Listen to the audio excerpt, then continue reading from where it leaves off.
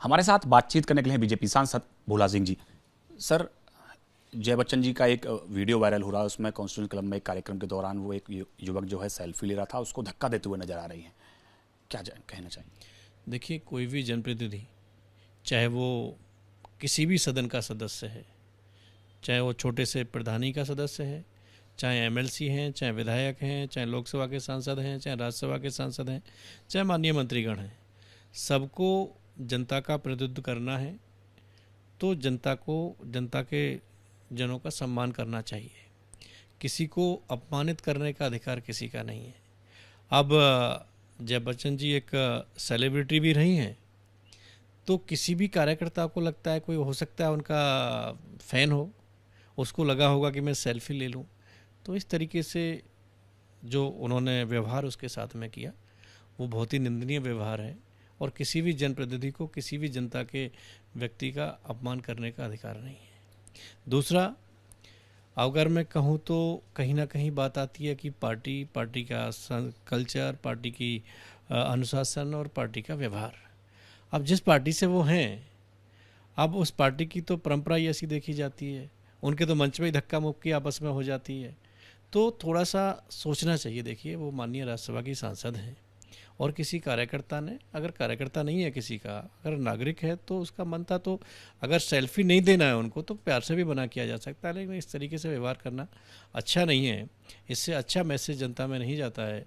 जिस तरीके से बात करते हैं समाजवादी के लोग या आईएनडीए के लोग, तो लोगों के सम्मान की कि हम अधिकार की लड़ाई लड़ रहे हैं, संविधान की रक्षा कर रहे हैं, संसद में हंगामा करते हैं, तो कम से कम ये क्या है? आप किसी को अपमानित कर रहे हो, धक्का मुक्की कर रहे हो, तो आपका संविधान या कहाँ क्या कहता है कि इस तरीके से अधिकार नहीं है? तो ये बहुत ही निंदनीय है, मैं इसकी निंदा करता हूँ। और अखिलेश जी कहीं भी किसी मामले में बोल देते हैं, अब उनको इस पर जवाब देना चाहिए कि किस तरीके से उनकी सीनियर राज्यसभा की सांसद ने एक व्यक्ति के साथ में इस तरीके से व्यवहार किया है, वो क्या कार्रवाई करेंगे इस पर? सर, लेकिन कई बार ऐसा देखा गया है कि जय बच्चन जी के ऐसे वीडियो वायरल होते हैं, चाहे वो आप सदन के अंदर की बात करें तो एक बार सभापति के साथ वो बहस करते हुए दिखाई दी, एक बार उपसभापति के साथ बहस करते दिखाई दी, कई बार ही संसद में कोई फोटो खींचता है तो उसको डांटते हुए नजर आती है। क्या कारण आप मानते हैं? देखिए, ये सोचना चाहिए समाजवादी के वरिष्ठ नेताओं को कि उन्होंने राज्यसभा उनको भेजा है, तो ऐसा तो नहीं कि वो कहीं भी, हम देखते हैं कि वो लोगों से मिलती नहीं, ऐसा भी नहीं है।